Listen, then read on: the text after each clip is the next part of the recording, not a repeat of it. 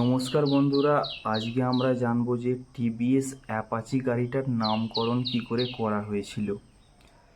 তো TVS company একটা গাড়ি বার করেছে, কি নাম দেবে আর ভাবতে পারছে না।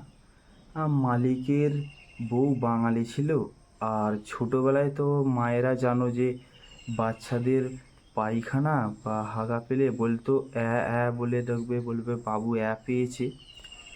তো রীতিমতো বাচ্চাটাকে শিখিয়ে দিয়েছিল যে বাবু পায়খানা পেলে তুমি পেয়েছে বলবে, হ্যাঁ। তখন স্বামী স্ত্রী মিলে টিভি দেখছে। এবার বাচ্চাটা শুয়েছিল, হঠাৎ করে উঠে বলছে, মা মা মা, আমার অ্যাপ আছে। তখন মালিকটার মাথায় এলো যে বাহ, এই নামটা তো খুব ভালো নাম, তো এই গাড়ির নামটা তাহলে এইটাই দেওয়া যাক। সেই থেকে অ্যাপাচি গাড়ির নামকরণ করা হয়েছিল।